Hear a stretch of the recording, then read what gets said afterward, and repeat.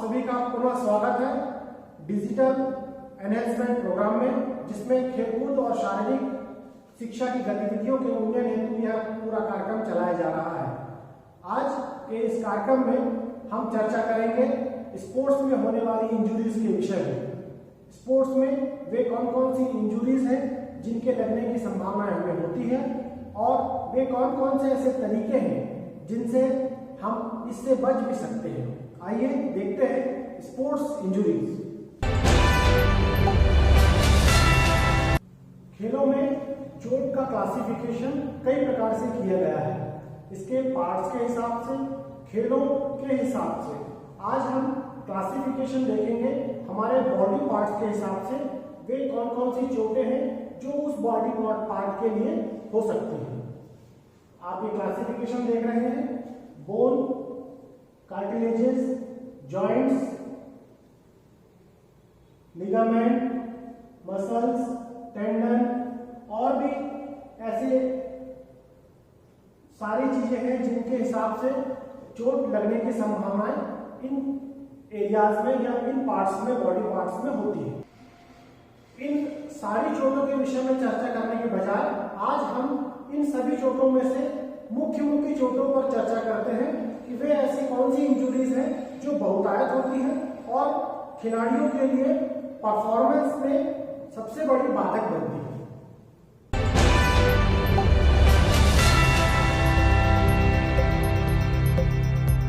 खेलों में मुख्य चोटें जो हैं, आज हम इतनों पे चर्चा करेंगे।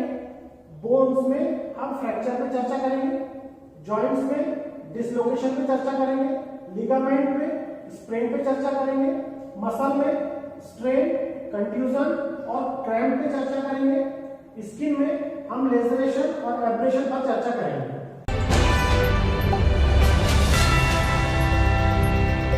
बोन फ्रैक्चर, हड्डियों में फ्रैक्चर कैसे होते हैं, कब होते हैं, कहां होते हैं। प्रिय विद्यार्थियों, बोन फ्रैक्चर के बहुत सारे टाइप्स यहां पर आपको दिखाए हुए हैं। इन सबको आपने कभी ना कभी देखा होगा, ये उसके प्रकार हैं।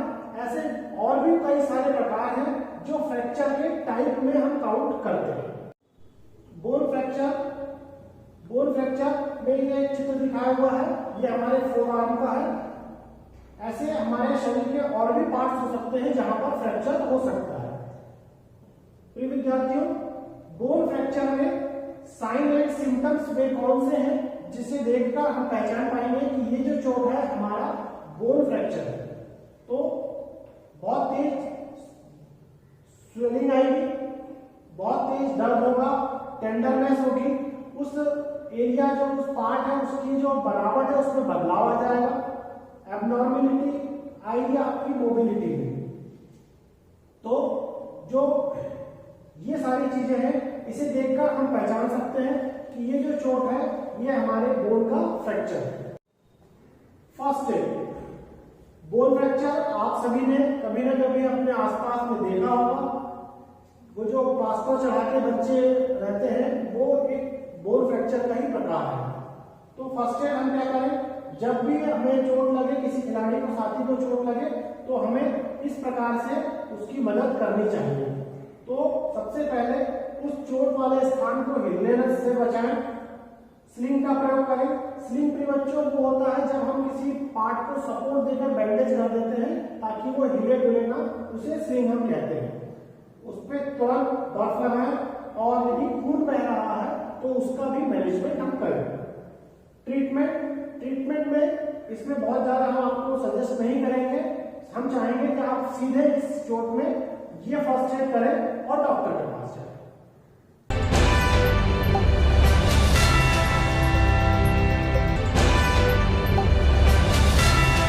हमारा जॉइंट डिसलोकेशन, प्रिय विद्यार्थियों, हमारे सभी जॉइंट्स का एक निश्चित बनावट बनी हुई है। वो एक विशेष तरीके से दो हड्डियां आपस में जुड़ी हुई हैं। जब उनकी वह विशेष बनावट अपनी जो मूल स्थान से हट जाती है तो उसे हम डिसलोकेशन कहते हैं। जैसे ये आपको हम दिखा रहे हैं, शोल्डर डिसलोकेशन का यह चित्र है। इसमें दिखाया गया है कि इस एरिया में डिसलोकेशन हुआ है। तो हेड ऑफ द ह्यूमरस जब इस ग्लिनोइड फोसा में जाके सेट होता है तब यह वाला जॉइंट बनता है। प्रिय विद्यार्थियों, जब हम कांटेक्ट गेम में रहते हैं जिसमें हम एक दूसरे प्रतिद्वंदी से हम लड़ते हैं या उससे खींचातानी की स्थिति बनती है, तब कोई ऐसा झटका लग जाने के कारण हमारी जो ह्यूमरस बोन है ये हमारे ग्लिनोइड फोसा से बाहर आ जाती है। प्रिय विद्यार्थियों, ऐसा नहीं है कि डिसलोकेशन केवल इसी पार्ट में होगा, शरीर के बाकी जॉइंट्स भी हैं वहां पर भी डिसलोकेशन होता है। हमने आपको सिर्फ समझाने के लिए ये शोल्डर जॉइंट का डिसलोकेशन आपको बताया है। डिसलोकेशन में वे कौन से साइंस एंड सिम्टम्स होंगे जिसे देखकर हम पहचान पाएंगे कि ये हमारा डिसलोकेशन है। तो प्रिय विद्यार्थी देखिए, यहाँ पर भी बहुत जल्दी स्वेलिंग आएगी, तेज दर्द होगा, टेंडरनेस आएगी, डिफॉर्मिटीज आएगी और उस पार्ट को चलाने में हमें दिक्कत आएगी। वो कौन से तरीके हैं फर्स्ट एड के जिससे हम हमारे साथी के सहयोग कर सकते हैं? तो देखिए, उस पार्ट को आप हिलने से बचाएं, उसको सपोर्ट दें, तुरंत बर्फ लगाएं, यदि खून बह रहा है तो उसका मैनेजमेंट करें और फिर चिकित्सक के पास जाएं। तो जॉइंट डिसलोकेशन में ये हमारे साइन होगा, ये हमारा फर्स्ट एड होगा। इसके बाद ट्रीटमेंट में हमें क्या करना है? ट्रीटमेंट में प्रिय विद्यार्थियों बहुत अच्छी बात है राइस, RICE। राइस जो है ये एक प्रकार का ट्रीटमेंट है हमारे उन सभी चोटों के लिए जिसमें ब्लीडिंग नहीं हो रही होती है ज्यादा और वो अंदरूनी चोट होती है।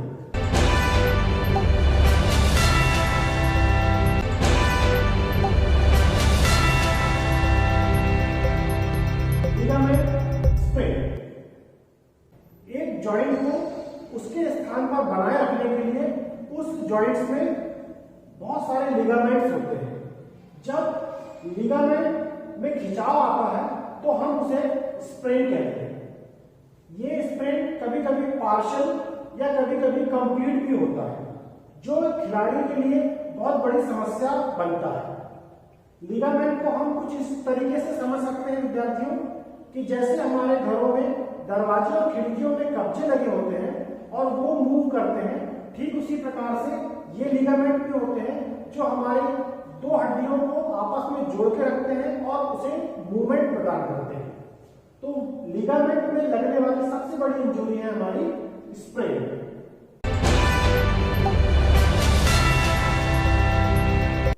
लिगामेंट स्प्रेन का ये उदाहरण है जहां पर हमारा एंकल ट्विस्ट हुआ है। यहाँ पर इस पोर्शन में जो हमारे लिगामेंट्स होते हैं वो कहीं ना कहीं खिंचाव आया है उसमें। ये चोट अक्सर आपने देखी होगी खिलाड़ियों को लगती रहती है। घुटना, यह हमारे घुटने का डायग्राम है। ये हमारा घुटना है राइट नी का, राइट नी का हमारा ये घुटना है। तो इसमें अक्सर चोट आ जाती है। प्रिय विद्यार्थियों, हमारा जो घुटना है उसका जो मूवमेंट है वो सामने और पीछे की तरफ बेंड होने वाला है, लेकिन खेलों के दौरान जब हम फास्ट मूवमेंट करते हैं और दिशा को तेजी से बदलने की कोशिश करते हैं, जैसा कि आपको यहाँ पर दिखाया हुआ है कि हम इस तरीके से गए और हमारे नीचे के पोर्शन को हम इस तरफ मोड़ने की कोशिश करते हैं। यहाँ पर भी कोई चीज दिखाई हुई है।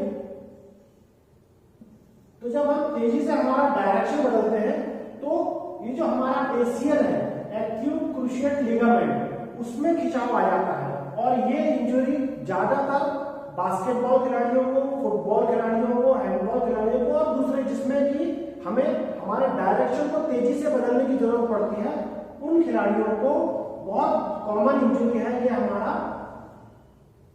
Ligament sprain. यहाँ पर इन्होंने ACL को बताया हुआ है कि ACL हमारा जो है वो कैसे इंजर्ड होता है। तो लिगामेंट स्प्रेन में आपने देखा कि कौन कौन सी वे जगह हो सकती है, क्योंकि लिगामेंट तो हमारे सभी जॉइंट्स में होंगे। तो हमने आपको मेजर जो जॉइंट्स है उसके बारे में यहाँ बताया। तो इसके साइन एंड सिम्टम्स के बारे में हम चर्चा करें तो सबसे पहले हमको स्वेलिंग आएगी, बहुत तेज दर्द होगा, टेंडरनेस आएगी और इनस्टेबिलिटी ऑफ जॉइंट। जिस जॉइंट में हमें लिगामेंट स्प्रेन हुआ है उस जॉइंट की इनस्टेबिलिटी हमें महसूस होगी। हम इस इंजरी में वे कौन से तरीके हैं जिससे हम हमारे घायल खिलाड़ी की मदद कर सकते हैं, उसे फर्स्ट एड दे सकते हैं। तो जैसे ही लिगामेंट स्प्रेन हो हम उस स्थान को हिलने से बचाएं, उसे सपोर्ट दें, बर्फ लगाएं और चिकित्सक के पास जाएं। प्रिय विद्यार्थियों, इसमें भी ट्रीटमेंट की जहां तक बात है, हम राइस ही प्रीफर करते हैं। हमारा जो स्पोर्ट्स मेडिसिन है उसमें राइस को एक ट्रीटमेंट के तरीके से बताया हुआ है, इसकी हम चर्चा आगे करेंगे। अगली हमारी चोट है मसल्स। प्रिय विद्यार्थियों, मसल्स में ऐसी कौन कौन सी चोटें हैं जो हो सकती हैं। हमारा शरीर जो है वो पूरा मांसपेशियों का बना हुआ है। इन मांसपेशियों के साइज अलग होते हैं, इनका फंक्शन अलग होता है। तो जब हम खेलों में भाग लेते हैं तो हमें डिफरेंट टाइप की एक्टिविटीज करनी होती है। हम इन्हीं सारी मांसपेशियों का उपयोग करके अपना मैक्सिमम परफॉर्मेंस करने की कोशिश करते हैं। तो मसल का बहु उपयोग करने के कारण हमें जो कॉमन स्पोर्ट्स इंजरीज है वो हो जाती है स्ट्रेन, कंट्यूजन और क्रैम्प। पहला है मसल्स में मसल स्ट्रेन। जब हमारे शरीर की विभिन्न मांसपेशियों में किसी एक्टिविटी के दौरान खिंचाव आ जाता है तो हम उसे मसल स्ट्रेन कहते हैं और ये बड़ी कॉमन इंजरी है मसल्स की। दूसरा हमारा मसल्स में होता है कंट्यूजन। आप इस पोर्शन को देख रहे हैं, ये नीला निशान एक पड़ गया है, तो ये अक्सर किसी बाहरी ऑब्जेक्ट से हमारे शरीर के टकरा जाने के कारण होता है। इसमें हमारी बाहर की त्वचा नहीं फटती है, लेकिन अंदर हमारे जो ब्लड वेसल्स हैं, मांसपेशियां हैं, टेंडन है, ये चोटिल हो जाते हैं और वहां से ब्लीडिंग हो जाती है। तो इस कारण इंटरनल ब्लीडिंग के कारण ये पोर्शन हमारा नीला पड़ जाता है, इसे मसल कंट्यूजन कहते हैं। अगली हमारी चोट है मसल्स में क्रैम्प। क्रैम्प मसल की एक सामान्य चोट है, इसमें हमारी कोई एक मांसपेशी खिंच जाती है। प्रिय विद्यार्थियों, हमारे शरीर में इंटरकॉस्टल मसल सिस्टम है जिसमें हमारी दो मसल होती है, एक मांसपेशी के ठीक विपरीत एक उसकी पूरक मांसपेशी होती है। जब एक मांसपेशी सिकुड़ती है तो दूसरी फैलती है, जब ये सिकुड़ेगी तो यानी फैलेगी, तब जाके हमारे उस बॉडी पार्ट का मूवमेंट हो पाता है। लेकिन अक्सर होता यह है कि हम इन दोनों मसल्स को बराबर तरीके से व्यायाम नहीं दे पाते हैं, दोनों को एक प्रकार से डेवलप नहीं करते। तो कोई एक मसल अभ्यास के दौरान या कंपटीशन के दौरान खिंच जाती है, उसे ही हम मसल क्रैम्प कहते हैं। मसल क्रैम्प के ये कारण दिखाए हुए हैं कि वे कौन कौन से कारण हैं जिसके कारण मसल क्रैम्प हमें हो सकता है। देख सकते हैं, हमारा पुअर कंडीशन हो, हम न्यूरोमस्कुलर कंट्रोल अच्छा ना हो, हम कोई नई एक्टिविटी कर रहे हो, हमें थकान की स्थिति हो, इलेक्ट्रोलाइट की कमी हो और डिहाइड्रेशन हो। इस प्रकार से ये सारे कारण मसल क्रैम्प के हमें हो सकते हैं। तो प्रिय विद्यार्थियों, आपने देखा कि मसल्स में ये तीन चोटें हमारी होती हैं अक्सर, जिसका व्यवस्थापन हमें करना होता है। वे कौन कौन से साइन एंड सिम्टम्स होंगे जिसे देखकर हम पहचान पाएंगे कि ये हमारी मसल इंजरी है। इसमें भी आपको स्वेलिंग आएगी, बहुत तेज दर्द होगा, टेंडरनेस आएगी और एबनॉर्मल मोबिलिटी होगी। फर्स्ट एड इन चोटों के लिए कौन कौन से हो सकते हैं? तो हम चोट जिस स्थान पे लगी है उसको हिलने से बचाएं, सपोर्ट दें, बर्फ लगाएं और चिकित्सक के पास जाएं। ट्रीटमेंट की बात जहां तक है, इसमें भी डॉक्टर सजेस्ट करते हैं कि हमें राइस थेरेपी की ओर जाना चाहिए। यहां तक की चोटें विद्यार्थियों वो थी जिसमें हमारी बाहरी त्वचा किसी प्रकार से फटती नहीं है, इसे हम अंदरूनी चोट कहते हैं या भीतरी चोट कहते हैं। अब देखते हैं कि राइस क्या है।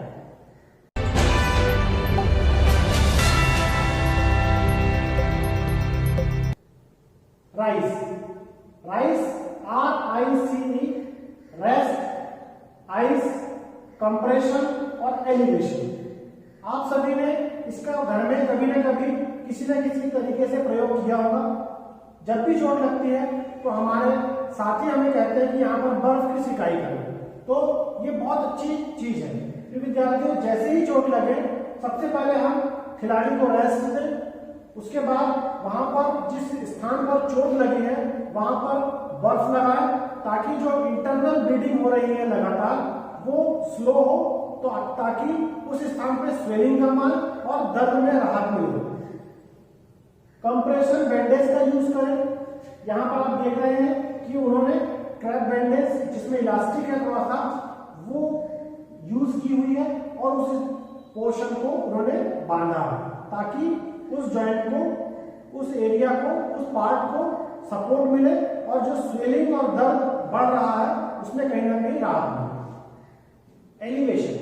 एलिवेशन का अर्थ यह है कि जिस बॉडी पार्ट में चोट लगी है यदि हम उसे उठाकर ऊपर रख सकते हैं तो उसे अवश्य ऊपर उठा के रखना चाहिए, ताकि जो ब्लड सर्कुलेशन है टुवर्ड्स अवर हार्ट हो, हमारे हार्ट की तरफ होगा, तो वो जो चोट है वो जल्दी ठीक होगी।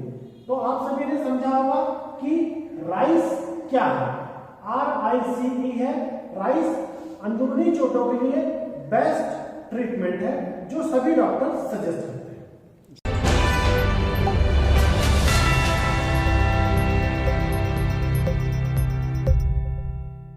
स्किन, हमारी स्किन में भी कौन कौन सी चोटें हैं जो अक्सर खिलाड़ियों को होती रहती है। स्किन में लेजरेशन और एब्रेशन। लेजरेशन का अर्थ यह होता है विद्यार्थियों कि जब हम खेलों में भाग लेते हैं और हमारी त्वचा कुछ भीतर तक कट जाती है तो वो लेजरेशन है। जब भाग लेते हैं और एक खरोंच जैसी आती है तो वो हमारा एब्रेशन है। यहां पर आप देख रहे हैं अक्सर हम गिर जाते हैं खेलते समय, तो यहां पर हमें चोट आ जाती है, तो वही दिखाया हुआ है यहां पर डीप लेजरेशन वुंड। जब गहरा हो जाता है घाव तो हम उसे वुंड भी कहते हैं, लेकिन यह सामान्यतः लेजरेशन है। यहां पर स्किन में होने वाली डिफरेंट टाइप की चोट के बारे में बताया हुआ है। ये सारी चोटें हमारी स्किन में होती है।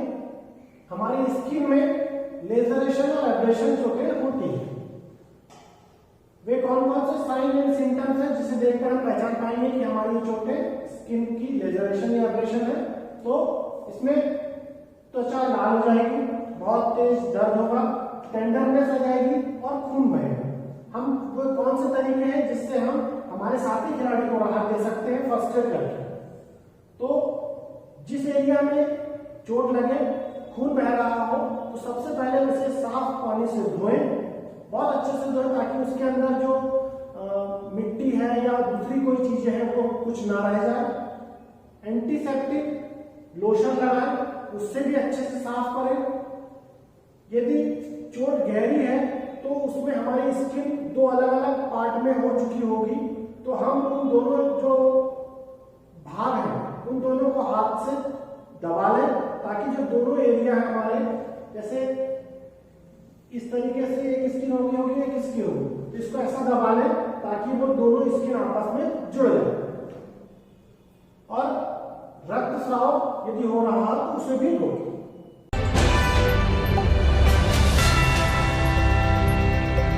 वे कौन कौन से कारण हैं जिसके कारण खिलाड़ी को चोट लगती है या स्पोर्ट्स इंजरीज होती है। तो यहां पर वे सारे कारण बताए हुए हैं।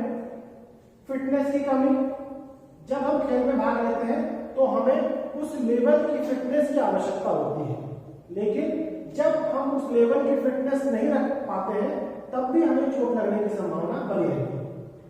वार्म अप का नहीं करना। प्रिय विद्यार्थियों, खेल में पार्टिसिपेट करने के लिए चाहे वो अभ्यास का सत्र हो या कंपटीशन हो, हमें वार्म अप अवश्य करना चाहिए। वार्म अप करने से हम हमारे शरीर को आगामी एक्टिविटी के लिए तैयार करते हैं और तैयार करने के साथ साथ हम चोट की संभावनाओं को बहुत कम कर लेते हैं। अभ्यास निपुणता की कमी। प्रिय विद्यार्थियों, जब हम प्रैक्टिस करते हैं और किसी कंपटीशन में भाग लेते हैं तो दोनों में अंतर होता है।